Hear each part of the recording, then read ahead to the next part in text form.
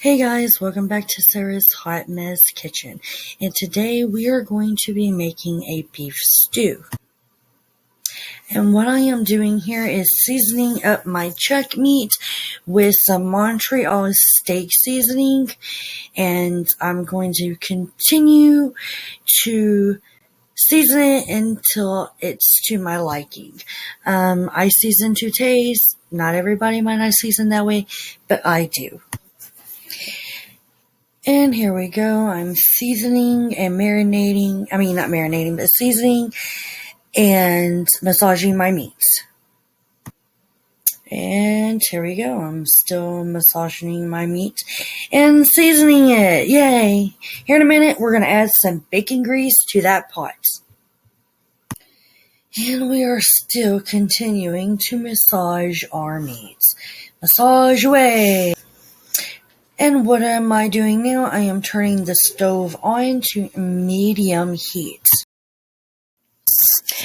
And now that we got our oil in our pan and it's all heating up, I am going to start adding my meat into my pan so we can get it seared off. And we're going to sear it off to hold in all the flavor into that meat.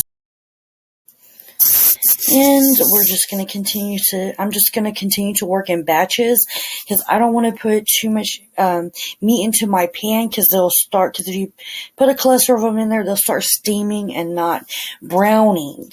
And I did use bacon fat. I used bacon fat all through this. And there goes some little slow-mo meat in the pan for you and a close-up. I don't know, I was playing around. I don't know, here I am, I'm adding some more bacon fat to a pan, and after I get done, beating my spoon against my pan to get my bacon fat in there, we'll start. Now I'm going to swirl my spoon around in my pan. I'm trying to get the bacon fat off of it, so we can start to add our veggies. We're going to start adding our mushrooms and let those brown up. And here we go. We're adding our mushrooms into our pan, same as the meat. You don't want to overcrowd your pan because then they'll start steaming just like your meat, and you want them to get a deep brown color so that it'll add more flavor to your stew. And so I'm going to sit here and kind of mess with it for a little bit, get it a little brown, and then we'll add in our onions and our carrots here in a little bit.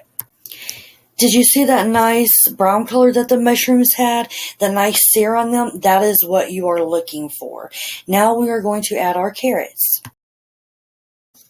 Now we're going to drop in our carrots. After that, we're going to drop in our onions. And then we are going to drop in our garlic.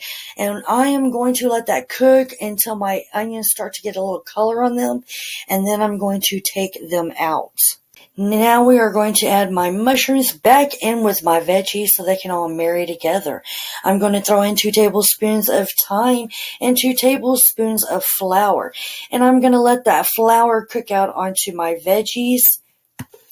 Now here we go. I'm going to continue to let that flour cook out. You want to let it cook out for a couple of minutes or so. So just kind of saute it around because you don't want your soup base that tastes like flour. And then once all that flour is cooked out, I'm going to add my veggies into my pot here. And I am going to add in 2 cups of red wine. Make sure that it is a wine that you would like to drink. Give it a good stir, and then add your meat back into your pot. Add your meat back into your pot, put enough beef broth in there to cover your meat up, and then give it a good stir. Now you're going to want to braise your meat for 2 hours, and then add in your potatoes like I did, and your bay leaves, your 2 bay leaves. Before you let your braised meat for 2 hours. Add your potatoes in the last 30 minutes. And there you go. You have a finished product. Go ahead and turn your stove off. And I let my soup cool for a little bit before I start boiling it up. Alright guys, I hope you enjoyed this video. And if you did, please give it a thumbs up, a like, and share it. Leave a comment. Let me know what you think. Thank you for watching Sarah's Hot Mess Kitchen.